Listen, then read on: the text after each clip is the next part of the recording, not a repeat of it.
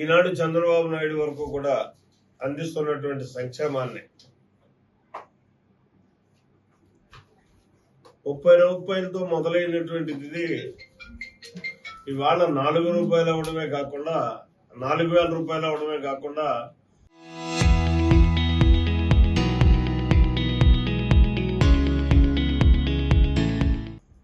వికలాంగులకు 6, 10, 15 ఇంత సంక్షేమాన్ని ఈ దేశంలో ఏ ప్రభుత్వం కూడా ఇవ్వనటువంటి పరిస్థితి. అదొక ఆంధ్రప్రదేశ్లోనే జరుగుతున్నటువంటి పరిస్థితి. దాన్ని ఇవ్వడం ఒక ఎత్తు అయితే, ఎట్టి పరిస్థితుల్లోనే కూడా గతంలోలా కాకుండా 1వ తారీఖునే ఈ పెన్షన్ ఇవ్వడం, దాన్ని స్వయంగా ప్రజాప్రతినిధులుగా మేమందరం కూడా పర్యవేక్షించడం, ఏ రకంగా ఇస్తున్నారు ఏంటి దీని మీద అని చెప్పేసి పర్యవేక్షించడం, ఇది కంపల్సరీ ప్రోగ్రాంగా మా నాయకుడు చంద్రబాబు నాయుడు గారు చేయడం అన్నదే సామాన్యుల మీద, సంక్షేమం మీద తెలుగుదేశం ప్రభుత్వానికి, కూటమి ప్రభుత్వానికి ఎంత ప్రత్యేక అభిమానం ఉంది అనడానికి ఈరోజు తీసుకునేటటువంటి కార్యక్రమం ఒక నిదర్శనం. మనం ఈ ఫంక్షన్లు ఇవ్వడం జరిగింది. తదుపరి సుమారు 30 సంవత్సరాల క్రితం ఇక్కడ కాలువలు నీరు పారకపోతుంటే ఒక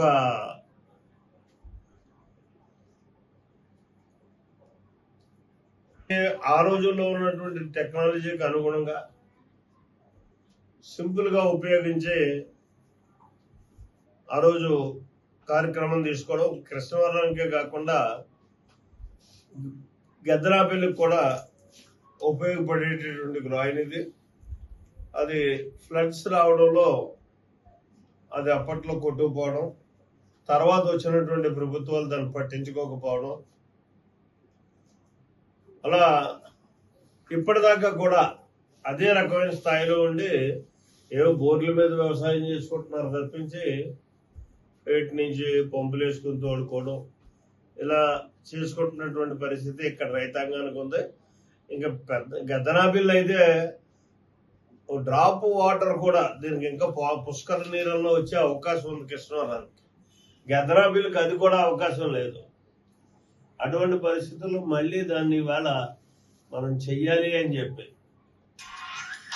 వెళ్ళి పరిశీలించడం జరిగింది.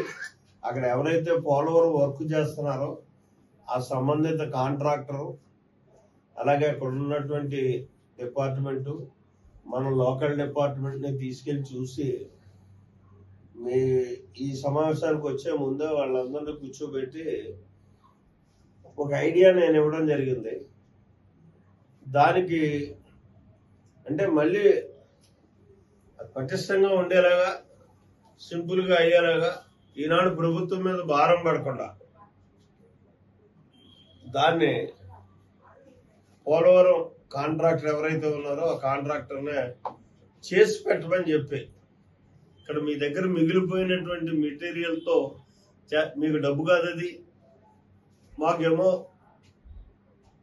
ఒక 1000 ఎకరాలు సాగు అయ్యేటటువంటి పరిస్థితి ఉంటుంది కాబట్టి దాన్ని చెయ్యాలి అని చెప్పి రిక్వెస్ట్ చేయడం, దానికి పై వాళ్ళ యాజమాన్యంతో మాట్లాడి చేయించడానికి ప్రయత్నం చేస్తానని చెప్పేసి కూడా సంబంధిత వాళ్ళ డిపార్ట్మెంట్, కాంట్రాక్టర్ డిపార్ట్మెంట్ చెప్పడం జరిగింది.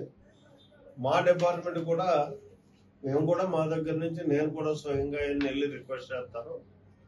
అంటే ఇప్పుడున్నటువంటి ఆర్థిక పరిస్థితుల దృష్ట్యా ఎక్కడ ఏ అవసరం ఉంటే ఆ అవసరాలను ఉపయోగించుకొని మనకు కావలసినటువంటి వనరులను సమకూర్చుకోవాలన్నది ప్రజాప్రతినిధిగా నా బాధ్యతగా గుర్తెరిగి వ్యవహరిస్తున్నటువంటి పరిస్థితి.